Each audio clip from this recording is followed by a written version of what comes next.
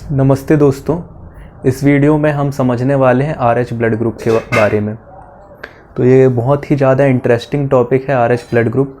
इसमें हम पढ़ेंगे कि RH ब्लड ग्रुप क्या होता है और ये कैसे प्रेगनेंसी को अफेक्ट करता है, या ब्लड डोनेट अगर किसी को कर रहे हैं तो उसको कैसे ये अफेक्ट करने वाला है RH ब्लड ग्रुप।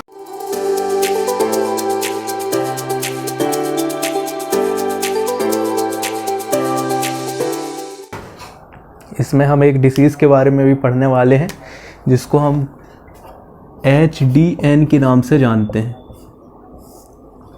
ये क्या होता है, इस वीडियो में हम ये पूरा समझने वाले हैं।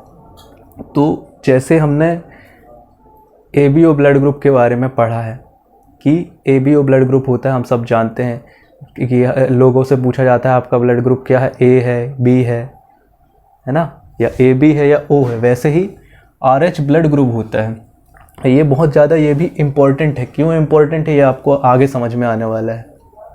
तो RH ब्लड ग्रुप हम RH एंटीजन के प्रेजेंट होने पर और एब्सेंट होने पर ही इसको RH ब्लड ग्रुप को क्या करते हैं, डिवाइड करते हैं। यहाँ पर जो RH ब्लड ग्रुप है ये RH एंटीजन के प्रेजेंट होने पर, या जिसको हम क्या कह सकते हैं, RH फैक्टर, दोनों चीज़ उसके ऊपर डिपेंड करता है कि कोई इंसान RH पॉजिटिव है या RH निगेटिव। अगर किसी के ब्लड ग्रुप में RH एंटीजन पाया जा रहा है, ये RH एंटीजन कहाँ पाया जाएगा, रेड ब्लड सेल्स जो होती हैं RBC, इसमें प्लाज्मा मेम्ब्रेन में प्रोटीन में पाया जाता है। तो कोई RBC है तो RBC में प्लाज्मा मेम्ब्रेन में बाहर की तरफ ये दो प्रोटीन पाए जाते हैं, RHD प्रोटीन और RHCE प्रोटीन। इन दोनों प्रोटीन में ही क्या होगा, RH एंटीजन पाया जाएगा। अब ये ज़रूरी नहीं है कि हर इंसान में पाया जाए। जिसमें पाया जाएगा RH एंटीजन उसको हम कहेंगे RH पॉजिटिव, जिसमें एब्सेंट रहेगा वो क्या कहला जाएगा, RH निगेटिव। दो टाइप से। तो जो RH, अगर कोई मैं कह रहा हूँ RH पॉजिटिव है, इसका मतलब क्या है, इसके पास इसकी जो रेड ब्लड सेल्स हैं RBC है, इसमें ये RH एंटीजन पाया जा रहा है। और ये RH एंटीजन कहाँ पाया जाएगा, इन दो प्रोटीन में ही पाया जाएगा, इन दो प्रोटीन के ऊपर, RHD और RHCE। अगर मैं कह रहा हूँ कि कोई इंसान RH निगेटिव है, इसका मतलब क्या हुआ कि उसकी जो रेड ब्लड सेल्स हैं उसमें ये RH एंटीजन नहीं पाया जाएगा। इसकी लोकेशन क्या बताई मैंने, जो रेड ब्लड सेल्स होती हैं उसमें प्लाज्मा मेम्ब्रेन में RHD प्रोटीन और RHCE प्रोटीन होता है, उसमें ये RH एंटीजन पाया जाता है। इसका नाम RH क्यों रखा गया है, क्योंकि ये सबसे पहले डिस्कवर किया गया था किसमें, रीजस मंकी में। उसी के नाम पर हम इसको क्या कहते हैं, RH एंटीजन कहते हैं। अब ब्लड डोनेशन में ये कैसे अफेक्ट करने वाला है RH ब्लड ग्रुप, हम सब जानते हैं एंटीजन और एंटीबॉडी के बारे में। एंटीजन क्या है, एंटीजन कोई भी नॉन सेल्फ या फॉरेन पार्टिकल होता है जो मतलब हमारे शरीर का नहीं है, बाहरी है, तो उसको हम क्या कहते हैं, एंटीजन कहते हैं। एंटीबॉडी क्या होती है, जो उस एंटीजन के खिलाफ बनती है। जैसे हमारे शरीर में कोरोना वायरस क्या है, हमारे शरीर के लिए कोरोना वायरस फॉरेन हो गया, हमारे शरीर का भाग नहीं है, ये एक एंटीजन कहला गया। तो इसके ये जब हमारे शरीर में आएगा तो इसके खिलाफ क्या बनेगी, एंटीबॉडी बनेगी। कोई RH पॉजिटिव है और एक दूसरा इंसान है जो है RH निगेटिव। अब इस RH निगेटिव वाले इंसान को ब्लड की ज़रूरत पड़ी, तो अगर ये ब्लड किससे लेगा, RH पॉजिटिव से लेगा। उस दूसरे इंसान से ये ब्लड ले रहा है जिसके पास जो को क्या है, RH पॉजिटिव है। इससे अगर ये ब्लड लेगा तो होगा क्या, ये RH निगेटिव है, इसका मतलब क्या हुआ, मैंने क्या बताया कि RH एंटीजन अगर पाया जा रहा है तो RH पॉजिटिव, नहीं पाया जा रहा तो RH निगेटिव। तो ये RH निगेटिव है ये इंसान, तो इसके पास, इसका मतलब क्या है, एंटीजन, कौन सा antigen, RH antigen. RH antigen नहीं पाया जा रहा। जिससे ये ब्लड ले रहा है वो है RH पॉजिटिव। RH पॉजिटिव है, इसका मतलब इसके पास RH एंटीजन क्या है, प्रेजेंट है। अब होगा क्या, अगर ये RH पॉजिटिव जो इंसान है वो ब्लड देगा RH निगेटिव को, तो इसकी RBC में जो ये RH एंटीजन है इसके पास तो नहीं पाया जा रहा है RH एंटीजन।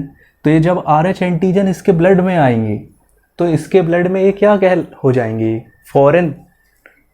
ये उसके शरीर में पहले से RH एंटीजन नहीं पाया जा रहा था, तो इसने जब ब्लड दिया तो इसके पास क्या हुआ, RH एंटीजन आ गया, ये फॉरेन है।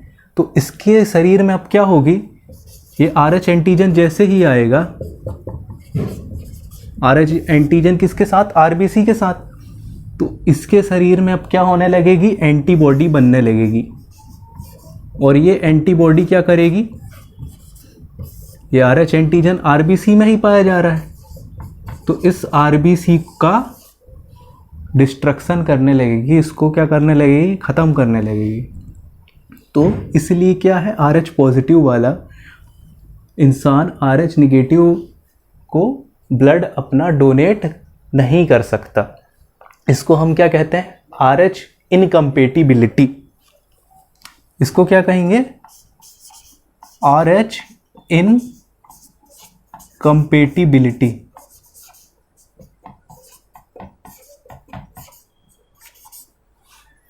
ये RH इनकम्पेटिबिलिटी प्रेगनेंसी को कैसे अफेक्ट करती है इसके बारे में हम देखते हैं। इसको समझने से पहले हमको ये समझना पड़ेगा कि ये भी जो RH ब्लड ग्रुप है ये भी क्या हो रहा है, 2 एलील से कंट्रोल हो रहा है।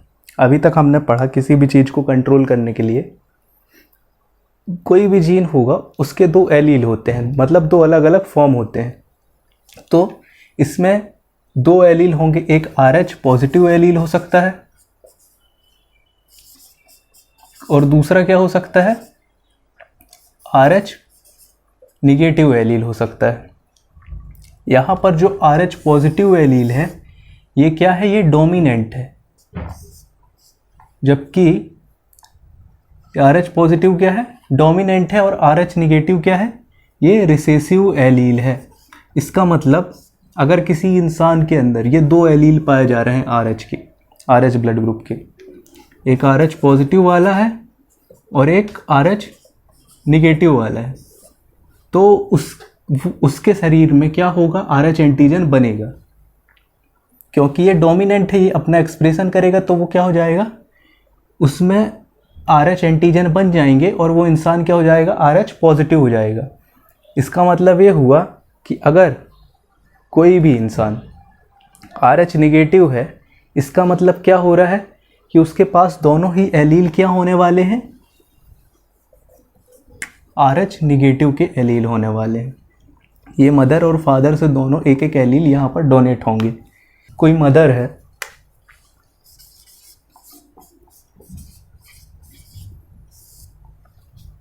वो मदर क्या है, RH निगेटिव है। RH निगेटिव का मतलब इसकी बॉडी में RH एंटीजन नहीं पाया जा रहा, इसलिए हम इसको क्या कह रहे हैं, RH निगेटिव। अब इसकी बॉडी में जो क्या है, भ्रूण जिसको हम कह सकते हैं ना, फीटस बोलते हैं, तो ये जो फीटस है ये क्या है, RH पॉजिटिव है। फीटस RH पॉजिटिव है, इसका मतलब इसको फादर से जो एलील मिला होगा वो RH पॉजिटिव होगा, इसलिए ये RH पॉजिटिव है ना। क्योंकि इसकी अगर मदर RH निगेटिव है, इसका मतलब क्या हुआ कि इसके पास तो दोनों एलील RH निगेटिव ही होंगे, इसलिए ये इस फीटस को किससे, अपने फादर से ही RH पॉजिटिव वाला एलील मिला होगा। ये RH पॉजिटिव है, इसका मतलब इसके पास RH एंटीजन पाया जा रहा है। अब होगा क्या, क्योंकि इसके पास RH एंटीजन पाया जा रहा है, तो मदर की बॉडी में तो आरएच एंटीजन प्रेजेंट नहीं है, जबकि फीटस के पास क्या है, आरएच एंटीजन पाया जा रहा है। मतलब ये क्या हो गया, मदर के लिए ये फॉरेन पार्टिकल हो गया आरएच एंटीजन। अगर अब यहाँ आपके दिमाग में ये क्वेश्चन आएगा, अगर मदर की बॉडी में ये आरएच एंटीजन है, आरएच एंटीजन सॉरी एब्सेंट है, और फीटस के पास आरएच एंटीजन पाया जा रहा है, तो ये तो एंटीबॉडी बनाएगी। इसको एंटीबॉडी बनाना चाहिए मदर को, और इससे क्या होगा, अगर ये एंटीबॉडी बनाएगी तो ये क्या करेगी, अपने ही फीटस की, अपने ही जो उसका बेबी है उसके रेड ब्लड सेल्स को डिस्ट्रॉय करने लगेगी उसकी एंटीबॉडी। ये होना चाहिए, लेकिन ये नहीं होगा। क्यों नहीं होगा? और हाँ, अभी हम जो बात कर रहे हैं ये किसकी बात कर रहे हैं, ये फर्स्ट प्रेगनेंसी की बात कर रहे हैं।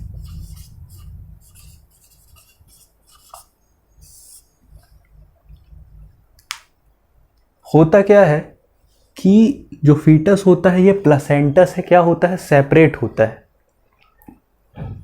प्लेसेंटा जो है इसको सेपरेट करके रखता है, मतलब दोनों जो है मदर और फीटस का ब्लड एक दूसरे पर मिक्सअप नहीं होता। और जो आरएच एंटीजन पाया जा रहा है ये ब्लड में ही पाया जा रहा है, ब्लड में ही आरबीसी होगी, रेड ब्लड सेल्स होगी, तो ब्लड मिक्स नहीं हो रहा, इसलिए क्या नहीं हो पा रहा है, ये एंटीजन इसकी बॉडी में, मदर की बॉडी में नहीं पहुंच पा रहा, इसलिए अभी एंटीबॉडी नहीं बन रही है। अगर आरएच एंटीजन थोड़ा बहुत जाएगा भी तो प्लेसेंटा में कुछ थोड़े बहुत माइक्रोस्पोर रहते हैं, उससे बहुत कम जाएगा। पर होता क्या है, जब फर्स्ट डिलीवरी होती है, अभी ये फर्स्ट प्रेगनेंसी की बात कर रहे हैं, अब डिलीवरी के टाइम में क्या होगा, ये जब प्लेसेंटा ये अलग होगा तो डिलीवरी के टाइम में क्या होने लगता है, ब्लीडिंग होती है, जिसके कारण क्या होता है, ये जो फीटस है इसका ब्लड मदर की बॉडी में पहुंच जाएगा। क्या होगा, डिलीवरी के टाइम में ब्लीडिंग होगी तो क्या होगा, ये जो फीटस है, फीटस इसका ब्लड कहाँ जाएगा, मदर में चला जाएगा, जिसके कारण क्या होगा, ये जो आरएच एंटीजन है, अभी तक ये आरएच एंटीजन क्या थे, सेपरेट थे, क्योंकि ये ब्लड में ही है और ब्लड सेपरेट है प्लेसेंटा से। पर जब डिलीवरी होगी उस समय ब्लीडिंग के टाइम क्या होगा, ये आरएच एंटीजन ब्लड के साथ ही कहाँ चले जाएंगे, मदर के पास चले जाएंगे, मदर के ब्लड में मिक्स होने लगेंगे। इस कंडीशन में क्या होगा कि अब मदर क्या करेगी, मदर की बॉडी में जैसे ही आरएच एंटीजन पहुंचा तो इसने अब एंटीबॉडी बनाना चालू कर दिया। अभी क्या है, जो फर्स्ट बेबी हुआ वो तो सेफ है, क्योंकि इतनी जल्दी तो एंटीबॉडी बनेगी नहीं, तुरंत तो एंटीबॉडी नहीं बनेगी। तो जो फर्स्ट बेबी है ये क्या है, ये तो सेफ है, क्योंकि एंटीबॉडी बनने में टाइम लगेगा। तो इसकी बॉडी में पर क्या हुआ, डिलीवरी के टाइम में ब्लीडिंग से जब ये मदर के ब्लड के कांटेक्ट में जैसे ही पहुंचा आरएच एंटीजन, यहाँ पर क्या होने लगेगी, मदर की बॉडी में एंटीबॉडी बनने लगेगी।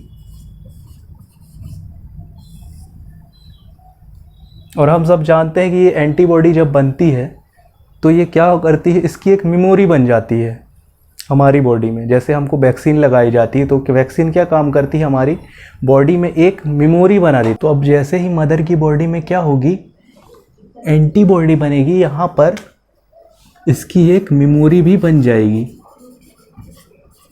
कि क्या है, ये आरएच एंटीजन एक फॉरेन पार्टिकल है, इसको तो क्या कर दिया जाएगा, आरएच एंटीजन को एंटीबॉडी से के इसके द्वारा क्या कर दिया जाएगा, डिस्ट्रॉय कर दिया जाएगा।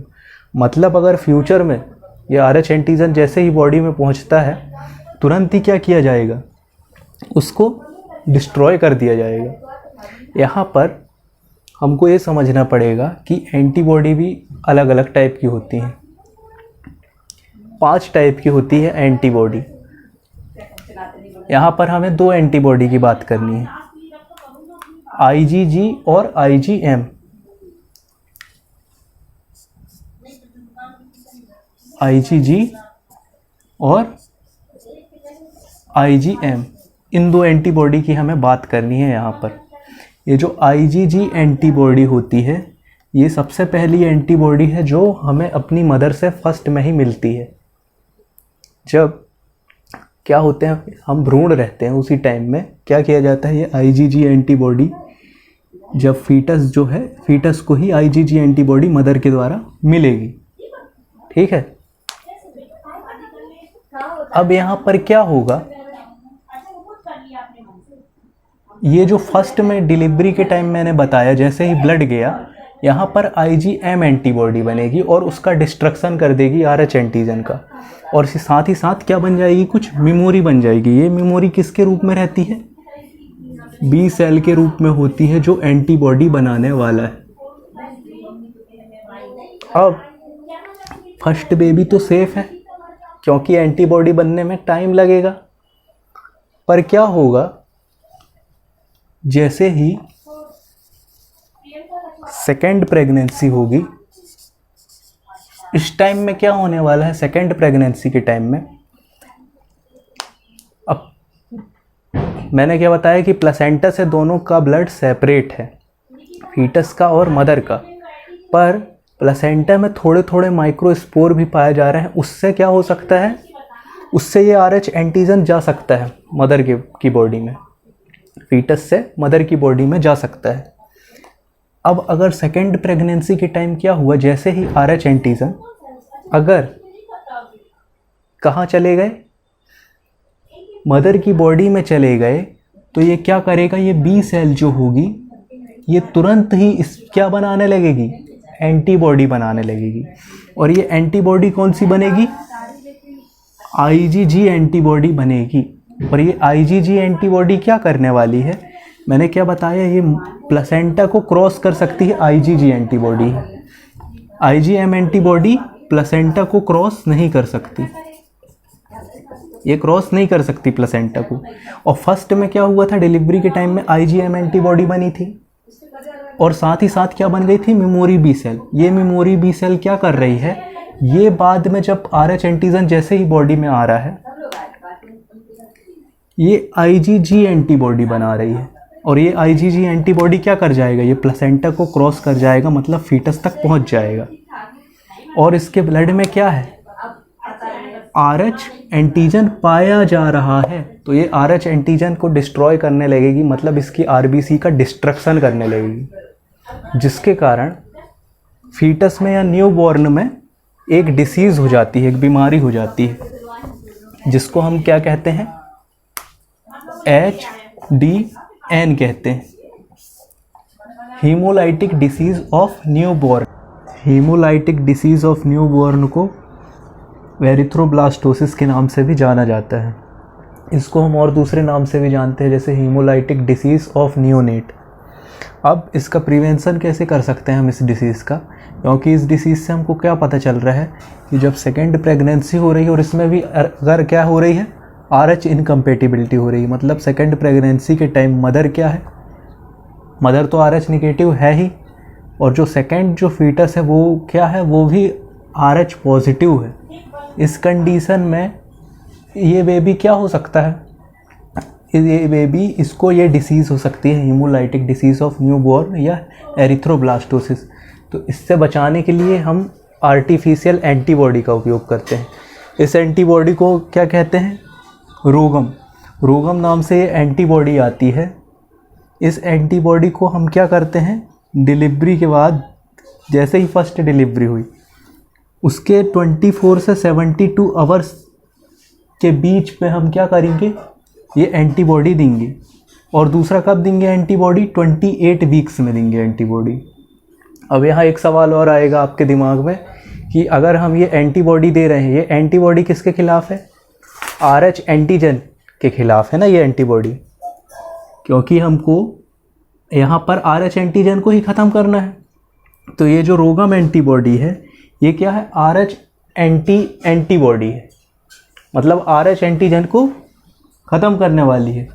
तो अगर हम मदर को ये एंटीबॉडी दे रहे हैं, रोगम एंटीबॉडी, जो RH एंटीबॉडी है, RH एंटीजन को ख़त्म करती है, तो फर्स्ट प्रेगनेंसी में भी फीटस जो था वो क्या था, RH पॉजिटिव था, इसके पास RH एंटीजन पाया जा रहा था, तो क्या होना चाहिए, ये रोगम एंटीबॉडी जाकर के इसके एंटीजन को अगर डिस्ट्रॉय करने लगेगी तो ये फीटस क्या हो जाएगा, ये तो खतरे में आ जाएगा।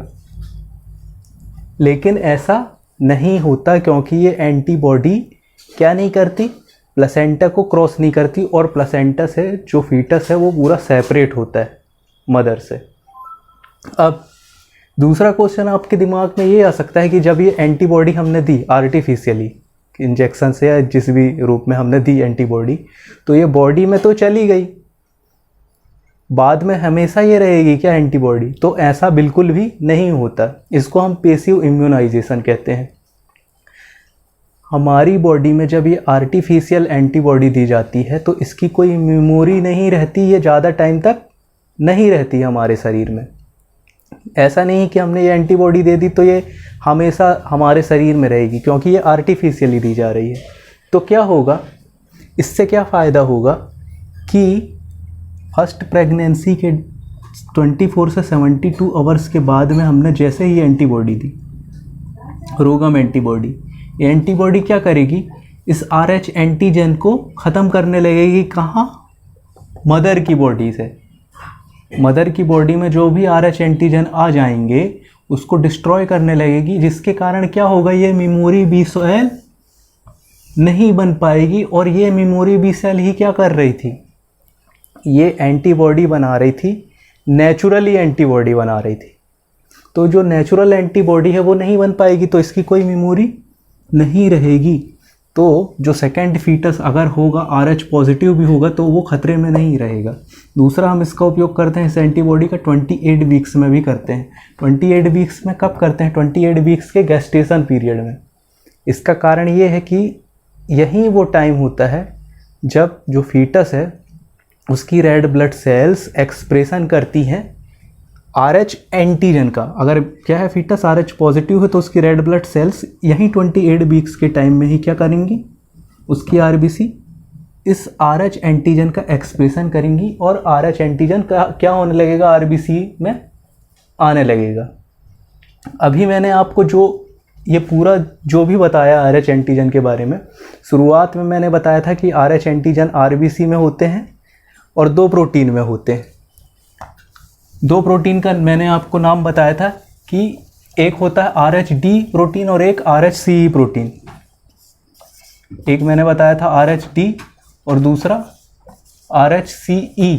इन दोनों प्रोटीन में ही क्या होगा, RH एंटीजन पाया जाएगा। लेकिन यहाँ पर जो हम बात कर रहे हैं वो मेनली बात की जाती है D एंटीजन की। D एंटीजन किस में पाया जाएगा, D एंटीजन पाया जाएगा RHD प्रोटीन। ये दोनों प्रोटीन है, ये दोनों प्रोटीन किस में पाई जा रही हैं, रेड ब्लड सेल्स जो हैं उसकी प्लाज्मा मेम्ब्रेन में, और उसी प्रोटीन के ऊपर एंटीजन पाए जा रहे हैं RH एंटीजन। 2 एंटीजन, वो दो एंटीजन कौन कौन से हैं, एक D एंटीजन है और दूसरा CE एंटीजन है।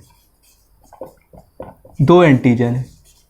तो यहाँ पर मेनली हम बात करते हैं D एंटीजन की, क्योंकि ये क्या करता है, ये बहुत ज़्यादा इम्यूनिटी को एक्टिवेट कर देता है।